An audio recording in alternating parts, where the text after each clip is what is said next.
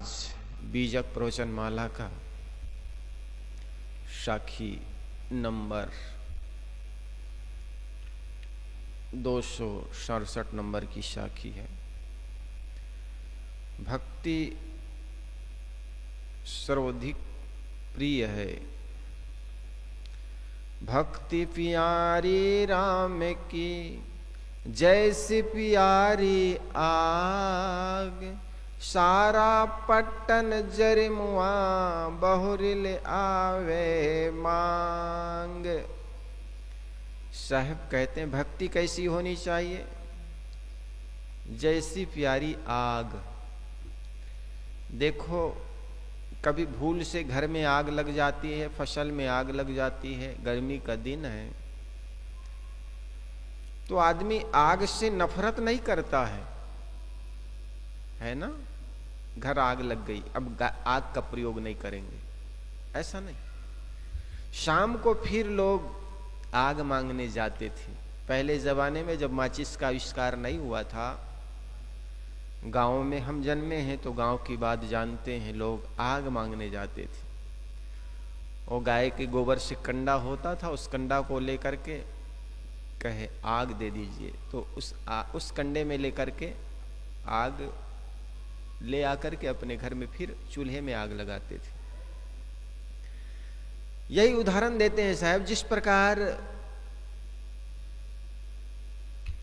आग प्यारी होती है, आग घर जल जाता, आग से घर जल गया या उंगली आग में चली गई, आग में जलन हो गई तो आदमी आग लाना थोड़े बंद कर देता, आग का पुनः प्रयोग करता है। ठीक इसी प्रकार भक्ति मार्ग में जब कोई चलता है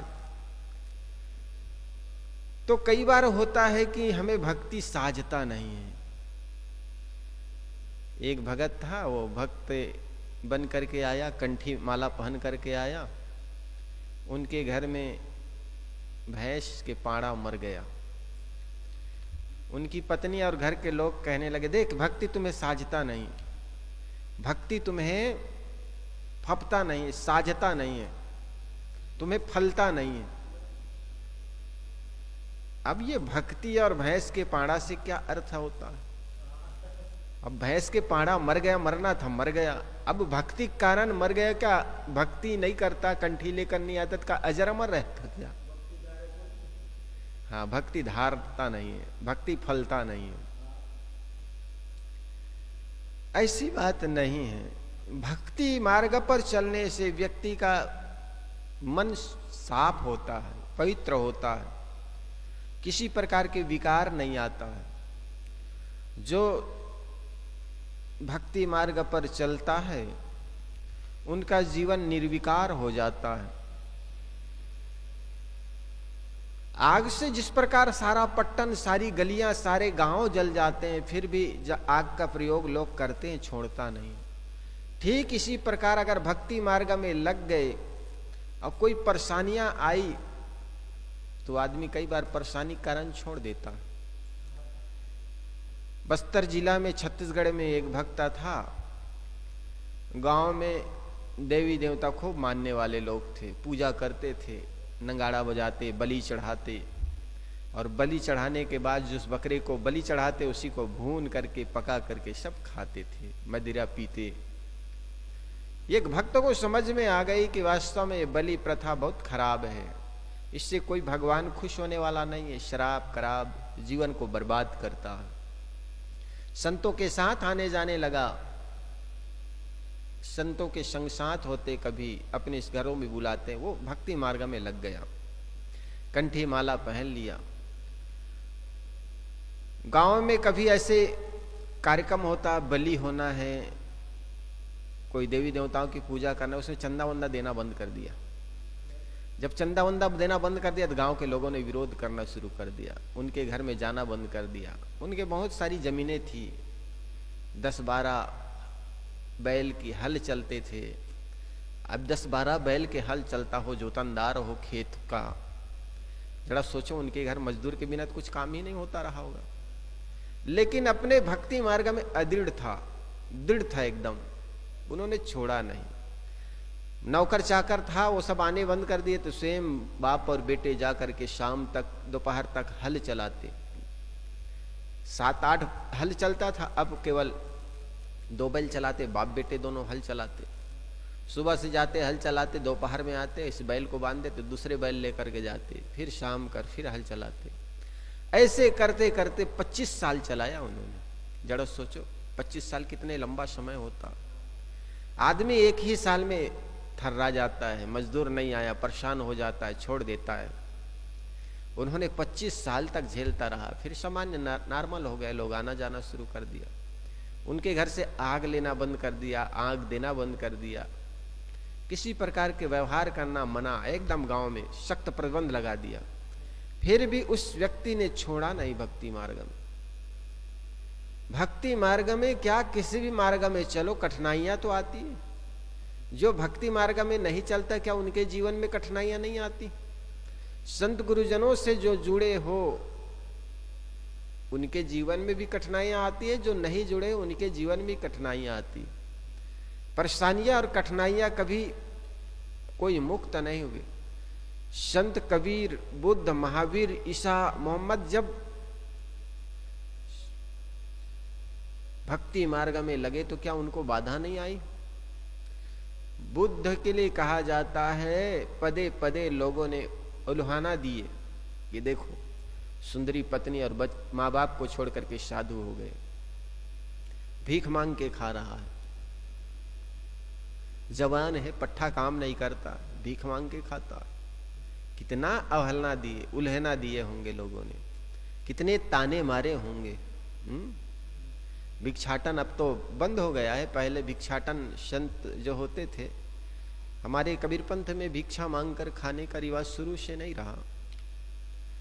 जिस भक्तों के यहाँ बड़े महापुरुष जाकर के पहले से चिताए हैं, उसी क्षेत्र में घूमते घूमते ज्ञान प्रचार करते, और गांव में जाते तो 10-10 दिन 20-20 दिन संत लोग रुकते थे, और भी 1-2 नहीं, 10-10 20-20 की मंडलियां होती थी, और वे मंडलियां चलती थी। एक गांव में 10 दिन 12 दिन रुकते, फिर दूसरे बंदगी करते, गुरुजी पिछले चौमासा मेरे यहाँ रुकिएगा, तो वहां 10 दिन 15 दिन जाते, फिर दूसरे गांव जाते। उस गांव में रोज अलग अलग घर भोजन होता, और वो भोजन साधु संत बनाते थे, साधु संत बनाते थे, और भक्त लोग को भी बड़ा फुर्सत मिलता। कहते गुरुजी आपका हाथ का भोजन करेंगे, प्रसाद आपका हाथ का हो जाए। आपके हाथ का भोजन प्रसाद इसलिए माना जाता था क्योंकि पारखी जो संत होते बड़े शुद्धता पूर्वक बनाते, भोजन बनाते समय जमीन को नहीं छूते, कपड़े को नहीं छूते, और उसके लिए वो कपड़ा रख करके चलते, चिमटा लेकर के चलते। जो आवश्यक सामान है छोटे छोटे, जो आवश्यक सामान है छोटे छोटे, वो लेकर के चलते।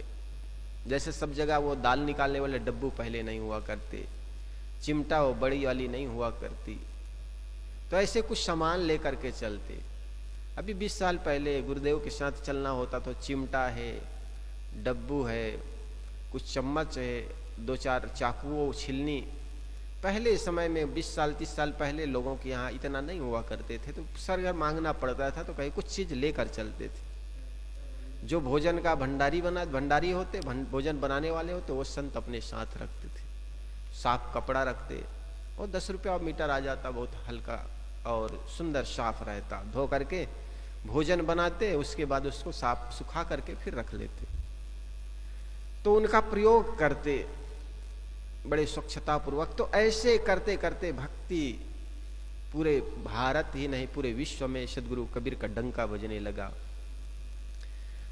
तो उस समय साधु संत 10 दिन 20 दिन रहते, तो उससे उनके घर के पूरे लोग साफ सफाई जान जाते थे।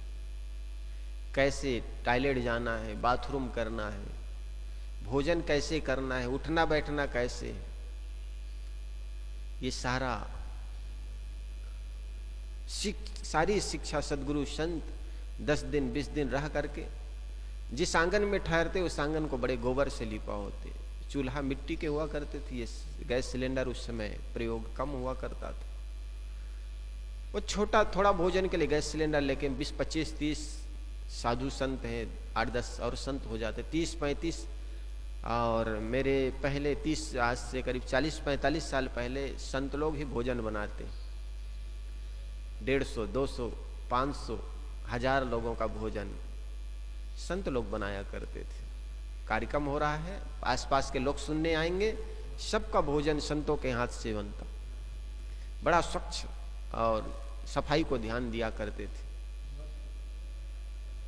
मीठा बनता, दूध को छानता, पानी को छानता, सारी चीज़ों को छान करके अमनिया करके बड़े स्वच्छता पूर्वक बनाते थे। उनको प्रसाद कहते थे। तो कहने का मतलब भक्ति मार्ग पर जिन्होंने चला, कितनी कठिनाइयां आई। जब संत लोग निकलते थे तो जो गैर कबीरपंथी थे या भक्त नहीं था, शाकट जिसको हम कहते हैं, वे लोग लोटा देख करके, डिब्बा देख करके मजाक उड़ाते, अरे ये देखो बड़ा बड़ा डिब्बा लेकर आ गया। तो साधु लोग सुने होते थे, हाथी चले गांव, कुत्ते भूखे 1000, साधु चले बाजार, कुत्ते भूखे 1000। तो ये मस्त अपने चलते थे, लोग भूखते थे, कहते थे, लेकिन कुत्ते के भूखने से हाथी के चाल में कोई फर्क तो पड़ने वाला नहीं। सदगुरु श्री अभिलाष साहब ने बड़े अच्छे पद भी बनाया है, कोई डाले सिर धूल, कोई गाली स्तुति निंदा करे, कोई डाले सिर धूल। कोई बड़ी स्तुति निंदा करते, अरे बड़े संत हो गए, बड़े अच्छे हैं, बड़ा मन निष्फिक्र होकर के घूमते हैं। कोई गाली देता है, साधु बन गया, माँ बाप की सेवा नहीं किए, माँ बाप की सेवा के डर से साधु बन गए। फ्री में खाने को मिलता है ना, ओलबा मारते, ओलबा देते, ताना मारते। एक गांव से होकर के हम गुजर रहे थे, हमारे साथ एक बूढ़े संत थे आप जैसे, तो दोनों गाड़ी पकड़ने के लिए करीब 5-7 किलोमीटर चलना था। तो चल के चले जा रहे थे, तो लोग बच्चे लोग गिल्ली डंडा, इमली के पेड़ के नीचे गिल्ली डंडा खेल रहे थे। एक लड़का ने कहा, देखो साले धोती को पहन लिया है और साधु बन गए हूं कह रहे हैं। दूसरा भी मजाक उड़ाने लगे। तो क्या ऐसे जगहों पर लड़े क्या? सुनना पड़ता है, सहना पड़ता है, चाहे जिस स्थिति परिस्थिति में हो, जहां जैसा स्थिति परिस्थिति हो, निभाना पड़ता है, सहना पड़ता है। तो भक्ति मार्ग पर आने के बाद कोई कठिनाइयां मिल जाए तो क्या हम मार्ग बदल दें? नहीं बदलना चाहिए, चलना चाहिए। भक्ति की परिभाषा देते हुए 228वीं साखी में हम पढ़ाए हैं, अरब खरबले दरब है उदय अस्तलो राज, भक्ति महत्तम न तुले इस सब कौने काज। साहेब कहते हैं किसी का उद्याचल से अस्ताचल तक, पूरब से पश्चिम तक राज्य हो, इतनी बड़ी संपदा हो, अरब खरबले दरब हो उदय अस्तलो राज, अरबों खरबों की संपत्ति हो, उद्याचल से अस्ताचल तक जिनका स्वराज फैला हो, फिर भी भक्ति के महत्तम में उनकी तुलना की जाए तो छोटे पड़ेंगे। भक्ति का जो मार्ग है पल रहा है वो भारी पड़ेगा। तो भक्ति पथ पर चलने पर चाहे जितनी कठिनाइयां आए, भक्ति मार्ग नहीं छोड़नी चाहिए। जिस प्रकार आग हमारी हानि पहुंचाने के बाद भी आग का प्रयोग हम करते हैं, लाते हैं।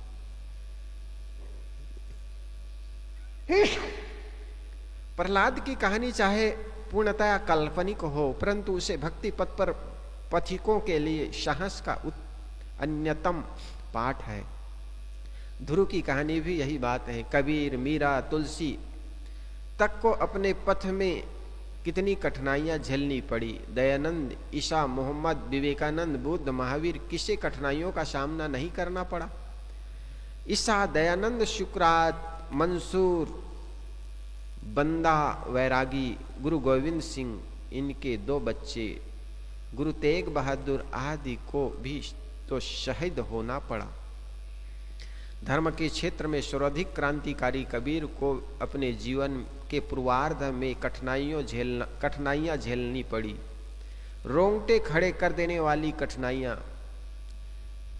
सीरियल में दिखाता है ना, हाथी से कुचले गए, हाथी को छोड़ा गया, पागल हाथी को सागर में डाला गया जंजीर बांध करके। ये ईश्वरों का खंडन करता है, भगवानों का खंडन करता है। हमारी खुदा 52 कषनियों की चर्चा की जाती है। ये सब कठिनाइयां कुछ अतिशयोक्ति हो सकती है, लेकिन निरर्थक नहीं। जरूर बहुत हद तक कठिनाइयों का सजाएं दी गई होगी। चूंकि वर्तमान में भी अच्छे पथ पर चलने वाले को कितने हस्तप्रभ करने वाले लोग होते हैं, मजाक उड़ाने वाले मिलते हैं, सजा देने वाले होते हैं, तो उस समय तो और बहुत ज्यादा था। कट्टरपंथी जो ईश्वरवादी होते हैं वो जितने हिंसकी हो सकते हैं उतना अनिश्वरवादियों ने नहीं हुआ। जैसे बुद्ध, महात्मा बुद्ध, कबीर, ये अहिंसा पथ पर चलते रहे, लेकिन ईश्वरवादियों ने जितनी हिंसा की ईश्वर के नाम पर, खुदा के नाम पर, उतना किसी और ने नहीं की, धर्म के नाम पर। भक्त होने तथा गुरु दीक्षा लेने के पश्चात जिनकी भैंस मर जाती है या कोई नुकसान हो जाता है, वे यह भ्रम करके ही भक्ति हमें नहीं साजती या हमें शोभा नहीं देती, भक्ति छोड़ बैठते हैं। वे कायर कपूत लोग क्या भक्ति कर सकते हैं? भक्ति जितनी प्रगाढ़ होती जाती है उतनी ही सत्य का व्यापार बढ़ता है, किंतु उससे अपनी आर्थिक हानि मानकर भी जो भक्ति छोड़ देता है वह भक्ति नहीं कर सकता। किसी अन्य भक्त साधक साधु ने वेशधारी की फिसलन देखकर या किसी गुरु की ही डगमगाहट देखकर जो भक्ति छोड़ बैठता है वह भक्ति पथ पर का पथिक नहीं है। भक्ति पथ में वही चल सकता है जो सारे द्वंद्व, दुखों, हानियों, अपमानों एवं कष्टों को सहकर उसे न छोड़े। सदगुरु की ये साखी ये बताता है, सदगुरु ने इस साखी में यह बताया है कि भक्ति मार्ग के समान प्रिय होनी चाहिए, भक्ति आग के समान प्रिय होनी चाहिए। भक्ति करने वाले चाहे जितनी हानि दिखे उनका परित्याग नहीं करना चाहिए। संसार की हानि झूठी है परंतु भक्ति का फल सच्चा है। राम की भक्ति जीवन की सर्वोच्च उपलब्धि है। राम मनुष्य के भीतर है और बाहर भी है। बाहर प्राणी जगत राम का विराट रूप है, उसकी यथाशक्ति सेवा करनी चाहिए। पहली सेवा है प्राणी जगत का शक्ति चले तक अहित न करना और बन सके तो उसकी सुविधाओं के सहयोग करना। भीतर राम मेरी अपनी अंतरात्मा है, उसका चिंतन और उसमें स्थिति, यह उनकी भक्ति करना है। अतएव दूसरे की सेवा और अपने आप में स्थिर यही राम की भक्ति है। यह जीवन की परम उपलब्धि है। जो व्यक्ति यथासाध्य दूसरे की सेवा करता है और अपने आप में संयम होकर स्थित होता है, उसके समान सफल जीवन कौन होगा। और ऐसी स्थिति एवं भक्ति की सुरक्षित रखने के लिए सब कुछ का स्वाहा कर देना पड़े तो कोई हानि नहीं। इसलिए सदगुरु ने कहा, कामी क्रोधी लालची इनसे भक्ति न होए, भक्ति करे कोई सुरमा जाति वर्ण कुल खोए। भक्ति मार्ग में सबसे बड़ी बाधा तो कई बार होता है कि यार उसमें कौन कौन लोग आते जाते हैं, सत्संग में कौन सी जाति के लोग, हम कैसे बैठेंगे, नीचे बैठाया जाएगा। अनेक प्रकार के लोगों के अंदर द्वंद्व उठता है। जब ये सब अहंकार को त्याग दे, किसी साखी में ने कहा है ना सद साहेब ने कि संत दरस को जाए ये तज माया अभिमान, ज्यो ज्यो पग आगे धरे कोटिन यज्ञ समान। संतों के दर्शन के लिए या भक्ति मार्ग में चलने के लिए आगे अगर पैर कदम बढ़ाते हो तो समझो यज्ञ के समान है। 100 यज्ञ, कोटिन यज्ञ समान, करोड़ों यज्ञ के समान है। यज्ञ किस लिए करते हैं? हमारे घर में शांति आए, सुख आए, दोष दुर्गुण दूर हो। और जिस दिन से भक्त के मन में ये संकल्प उठता है कि मैं भक्ति मार्ग में जाऊंगा या सत्संग में जाऊंगा, संत दर्शन के लिए जाऊंगा, उसी दिन से उनके जीवन में परिवर्तन आ जाता है। कल तक वो झूठ बोलता था, मांस खाता था, मदिरा पीता था, गाली गलौज करता था। आज जब सत्संग में जाने की बात आई, संतों के दर्शन के लिए जाने की बात आई, तो उनके मन में ये सब छूटने लग गया। हुआ कि नहीं? सत्संग में जाना है, संतों के पास जाना है, तो संत लोग पहली बात यही बताएंगे, मांस शराब पीना मना, बीड़ी तंबाकू खाना मना, गाली गलौज करना मना, तन के 4 दोष, चोरी, हिंसा, व्यभिचार, छल, मान छल, चोरी, हिंसा, व्यभिचार और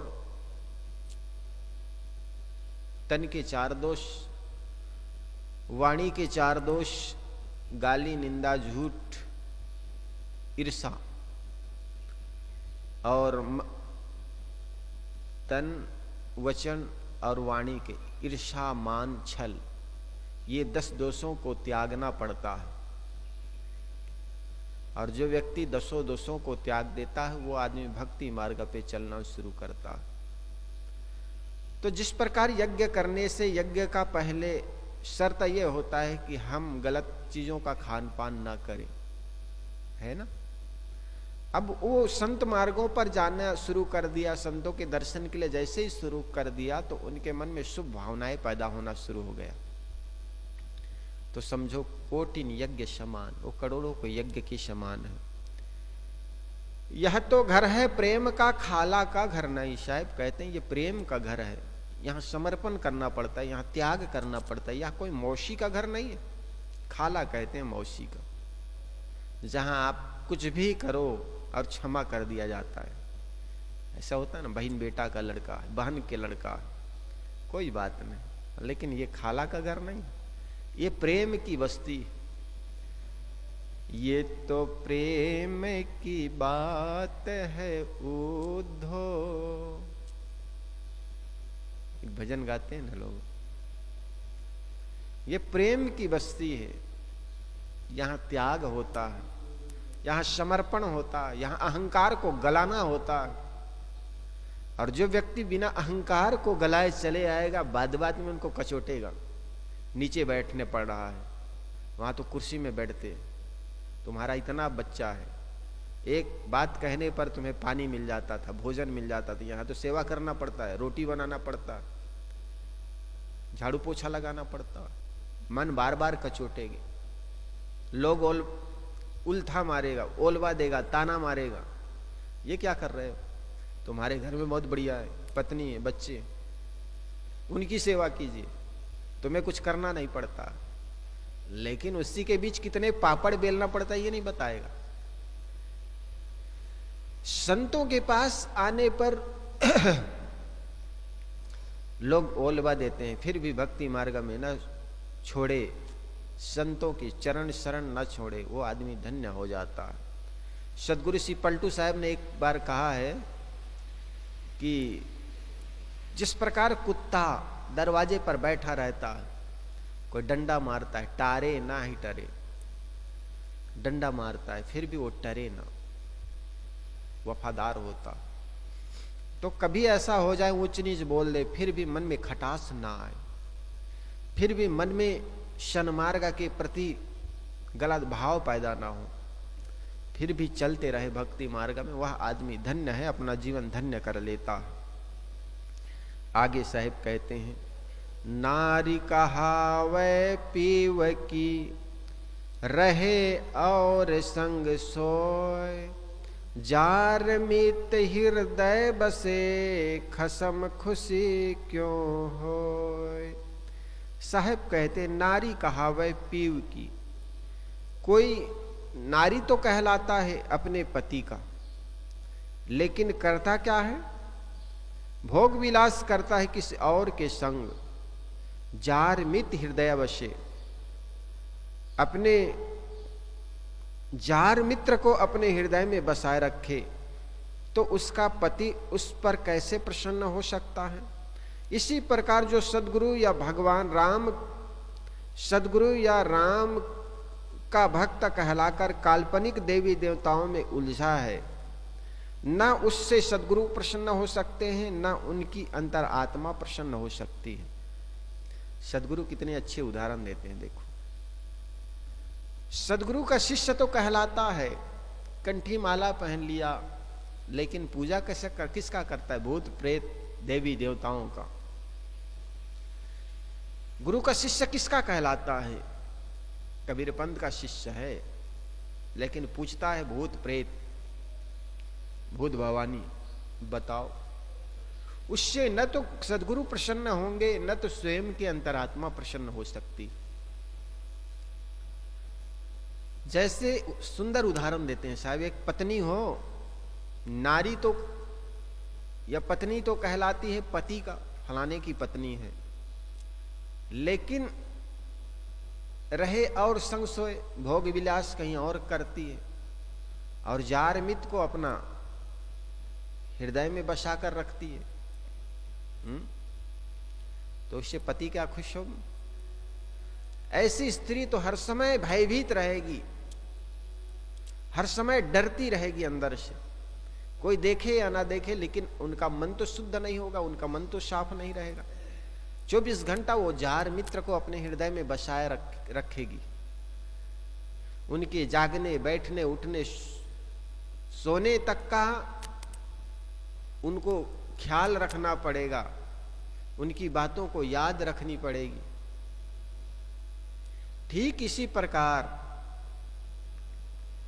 तो क्या उनसे उनके पति खुश होंगे? ना उनके पति खुश होंगे, ना स्वयं अब उनकी अंतरात्मा खुश रहेगा। ठीक इसी प्रकार हम संत सदगुरु जनों के सानिध्य जाकर के शिक्षा दीक्षा ले लिए, लेकिन ज्ञान को, शिक्षा को आत्मसात नहीं किया, उस पथ पर चले नहीं, उनके बताए मार्ग पर चला नहीं, और सुबह उठते हैं बस पूजा पठना करने लग गए, दीपक धूप लगाने लग गए, अगरबत्ती घुमाने लग गए। हाँ, और संतों के दीक्षा शिक्षा के अनुसार हमने अपने जीवन को बनाया नहीं, तो क्या हमें अपनी अंतरात्मा प्रसन्न रहेगी? क्या सदगुरु उससे खुश रहेंगे? न तो स्वयं खुश रहेगा, न सदगुरु संतों को खुश रख पाएंगे। साहब कहते हैं, जैसे काछ काछो ऐसे नाच नाचो, जैसे पहनाओ ओढ़ाओ, जैसे दीक्षा शिक्षा है उनके अनुसार अपने जीवन को बनाओ। वस्तुतः मनोवृत्ति पत्नी है और जीव पति है। यहाँ पर सुंदर इसका अर्थ ऐसे भी किया जा सकता है, जैसे मनोवृत्ति पत्नी है ना, और चेतन जीव पति है। चेतन जीव का स्वरूप क्या है? सुख स्वरूप, शांति उनका स्वरूप है। आग में जब तक पानी होता है तब तक आग में कड़कड़ाहट होती है। कढ़ाई में कढ़ाई को जब आग में चढ़ाते हो, तेल डालते हो, तो तेल तब तक कड़कड़ाहट की आवाज होती है जब तक उसमें पानी का अंश होता है। इसी प्रकार आत्मा दुखी तब होता है जब विजाति दोष आ जाता है, विजाति चीज आ जाती है। जैसे हमारे जो अंतरात्मा है वो शांत स्वरूप है हमारा। अब कहीं से तुम काम क्रोध लोभ रूपी विकार आ जाता है तब अशांत हो जाते हो। मनोवृत्ति जो है पत्नी है, ये मनोवृत्ति जब कुसंग में लग जाती है, गलत दिशा में लग जाती है, तो मनोवृत्ति तो खुश रहेगी नहीं, और नहीं अंतरात्मा को खुश कर पाएंगी। जब दोष दुर्गुण में पड़ जाता है, दोष दुर्गुण को पूर्ति करने के लिए 24 घंटा तो भोग की चीजें मिलेंगी नहीं। जैसे एक आदमी, उसकी गलत वृत्ति हो गई बीड़ी पीने की, सिगरेट पीने की, व्यभिचार करने की। अब बीड़ी जब जब नहीं मिलेगी तब तक उनके अंदर बेचैनी पैदा होगी, मनोवृत्ति गलत दिशा में लग गई ना, और गलत दिशा में लग गई तो उसको पाने के लिए 24 घंटा सोचता रहेगा कैसे मिलेगा। उससे उनकी अंतरात्मा भी असंतुष्ट बना रहेगा, है ना। मनोवृत्ति रूपी पत्नी गलत दिशा में चली गई तो वो चेतन रूपी पति को कैसे खुश कर पाएंगी। साहब कहते हैं, इसलिए अगर हमारी अंतरात्मा शांत स्वरूप है तो हमारी चित्त वृत्ति में दया, क्षमा, करुणा, विवेक, विचार होनी चाहिए। और इसके अभाव होने से न तो मन शांत रहेगा, न तो हमारी अंतरात्मा शांत रह सकती है। इसलिए ऐसे मनोवृत्ति से चेतन पति को कभी संतोष नहीं मिल सकता। जब मनोवृत्ति निज स्वरूप में स्थित होती है तभी जीव को परम शांति मिलती है। मनोवृत्ति में अनेक प्रकार के देवी देवताओं, भूत प्रेत कर्मकांड में उलझाएंगे तो हमारी चेतन पति कैसे खुश हो सकता है। इसलिए अपने अंतरात्मा को संतुष्ट करने के लिए आत्मज्ञान की जरूरत है। और इसके लिए जरूरी है मनोवृत्ति स्वच्छ हो, साफ हो, सदाचार सद्गुणों से संपन्न हो। आगे भटकाव में कुसंग कारण। सज्जन से दुर्जन भया, सुनिका हो की बोल। कांसा तांबा होए रहा, हता ठिको का मोल। मनुष्य मूलतः सच्चे सोने की कीमत का था और है, परंतु वह अविवेकियों की बातें सुनकर और उससे प्रभावित होकर अच्छा से बुरा बन गया और तुच्छ कांसे तांबे का भाव बिकने लगा। साहब कितने अच्छे उदाहरण देते हैं, देखो। सज्जन से दुर्जन भया। जब मनुष्य शिशु के रूप में जन्म लेता है तब वह शुद्ध और साफ पाक होता है। यदि मनुष्य के बच्चे शुरू से ही कुसंग ना पाए और अच्छी संगत, अच्छे साहित्य एवं अच्छे वातावरण पाए तो इसका प्रायः अच्छा ही निर्माण हो। मनुष्य मूल रूप में विवेक संपन्न है, वह मौलिक रूप में शुद्ध है, परंतु दुख की बात है कि उसे शुरू से ही कुसंग मिलने लगता है। स्वार्थपरता एवं झूठाई आदि की सीख तो कितनी माताएं ही देने लगती है। जब बच्चा माता की गोद से उतरकर जमीन पर खेलना शुरू कर देता है तो उसे दूसरे कुसंस्कारी बच्चों की संगत से उनसे कुसंस्कार आने लगते हैं। फिर वह गांव तथा मोहल्ले के लड़कों से मिलता है, पाठशाला में पढ़ने जाने लगता है, तब वह बहुत लड़कों का संबंध होता है। इनमें कितने लड़के अनेक दुर्व्यसनों के शिकार तथा दुर्गुणों के पंडित होते हैं। यदि इन बच्चों की संगत में पड़ गया तो थोड़े दिनों में स्वभाव बिगड़ जाता है। फिर तो समय जितने बीतते हैं उससे अनेक लोगों की संगत मिलती जाती है कि जिससे अच्छे तो कम मिलते हैं, किसी न किसी प्रकार भटका देने वाले बहुत मिलते हैं। जिनकी संगत से मांस अंडे खाते तथा किसी प्रकार के नशा करने एवं किसी प्रकार के गलत आचरण की आदत पड़ जाए वह तो बुरी संगत है ही, परंतु जिनकी संगत में भूत प्रेत देवी देवता लगन मुहूर्त ग्रहण शकुन अपशकुन या किसी अदृश्य शक्ति का भय या लालच का भ्रम मन में खड़ा हो जाए वह भी महाकुसंग है। कितने भ्रामक लड़के एवं गुरु लोग मिलते हैं, वे गायत्री जाप, देवी देवता पूजन या और किसी टंट घंट करने से परीक्षा में टंट घंट करने से परीक्षा में उत्तीर्ण होने, मुकदमा में विजय पाने, पुत्र धन पाने, नौकरी आदि पाने का झांसा देकर मनुष्य की मानसिकता को दुर्बल बनाने का पाप करते। ऐसे लोगों के कुसंग से मनुष्य का कारण कार्य तथा विश्व के शाश्वत नियमों के ज्ञान से दूर होकर चमत्कारों में विश्वास करने लगता है, जो केवल अज्ञान या धूर्तता से पैदा हुआ है। भ्रामक लोग जनता को झूठा आशा देकर उन्हें केवल मूर्ख बनाते हैं और उसी क्रम में किसी को अपने श्राप एवं प्रारब्ध से पुत्र धन विजय, परीक्षा उत्तीर्ण आदि मिल गए तो उन्हें भी भ्रम में दृढ़ हो जाता है कि यह सब उपलब्धि माना मनौती से हुई है, और वंचक लोग ढिंढोरा पीटते हैं कि देखो अमुक ने गायत्री या अमुक देवी देवता की पूजा के बल पर पुत्र धन आदि पाए हैं। भ्रामकों एवं भोले लोगों से मिलकर ही सारे देवी देवताओं, चमत्कार एवं अंधविश्वास को जन्म दिया है। इनके मूल में मिथ्या स्वार्थ है। इससे भ्रामकों का स्वार्थ खूब सिद्ध होता है। वे भोले लोगों को अपने माया जाल में फंसाकर उन्हें खूब बेवकूफ बनाते हैं और उन्हें धन, यश आदि लूटते हैं। परंतु भोले लोग जो फंसते हैं उनका लाभ तो कुछ भी नहीं, केवल हानि ही हानि है। किसी काल्पनिक देवी देवताओं की पूजा, वंदना, उपासना करने से किसी को भी पुत्र, धन, निरोग्यता, विजय आदि नहीं मिलते हैं। संसार में मनुष्य सर्वोच्च सत्ता है, उनकी सर्वाधिक कीमत है। समस्त शास्त्र एवं ज्ञान विज्ञान उसी की देन है। परंतु वह काहू की बोल सुनकर भटक गया है।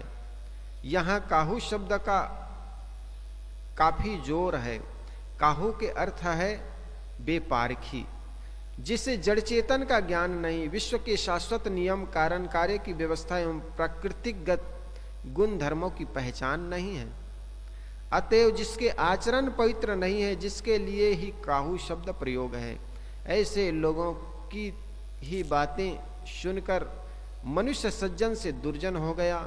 ज्ञान से भ्रांतियां और आचरण की मलिनता मनुष्य को नीच बनाता है।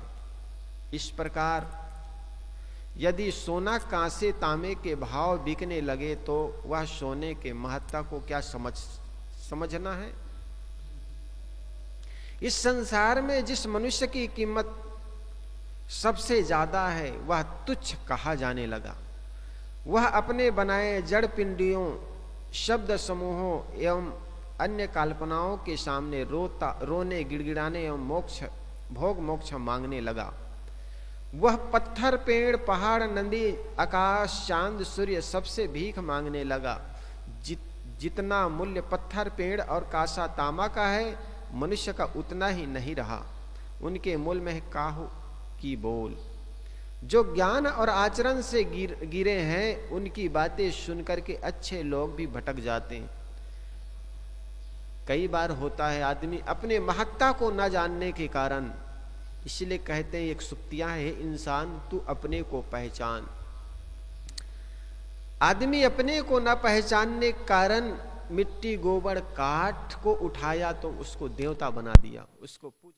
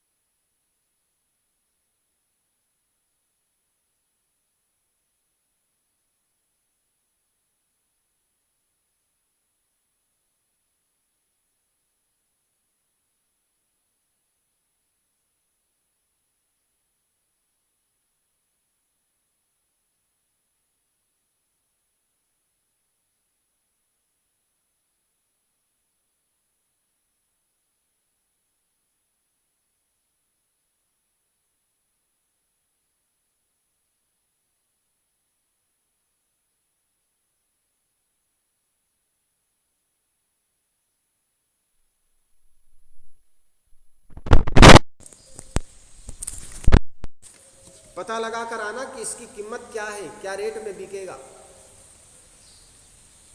शिष्य गया उस बात को लेकर, उस लाल हीरे को लेकर, लाल धातु को लेकर, और सबसे पहले सब्जी के मंडी में गया।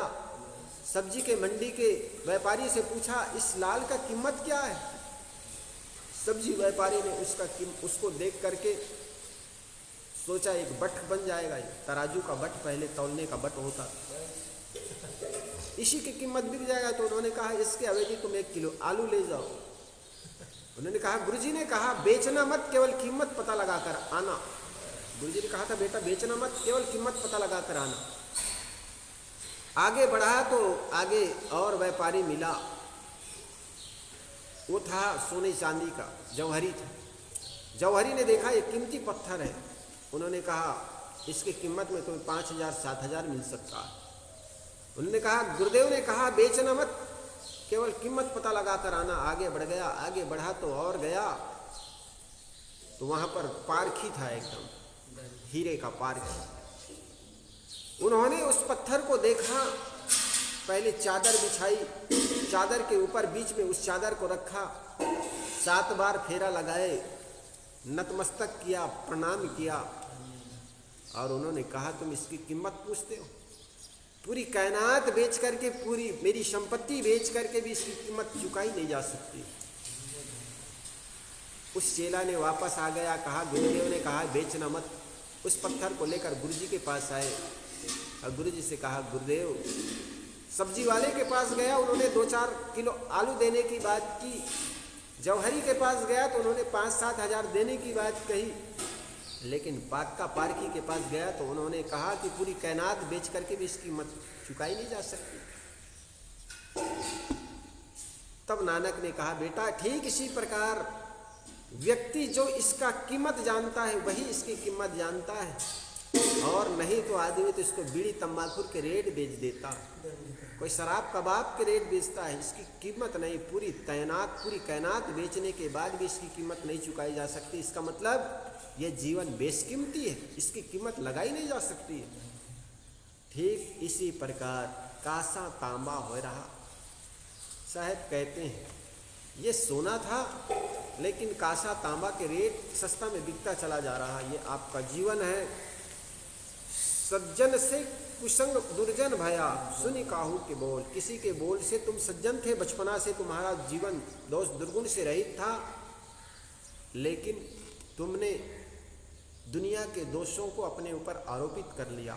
देवी देवता, भूत प्रेत, भवानी, जंत्र मंत्र, लगन मुहूर्त, दिशाशूल, जिंद चुड़ैल, और पता नहीं हमें क्या क्या होता है, इसको मानते चले जाते हैं, अपना कीमत नहीं पहचानते। साहिब कहते हैं सज्जन से दुर्जन भया, सुनी काहू की बोल, कासा तांबा हो रहा, हका की बोल का बोल।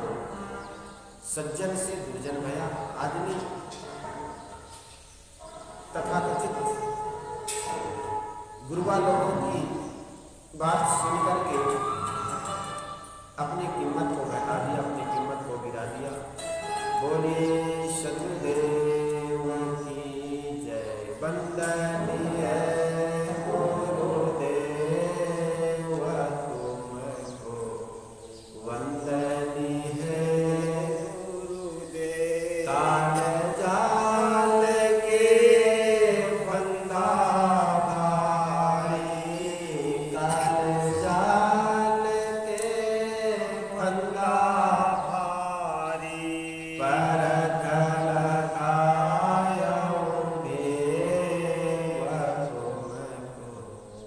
वंदनीय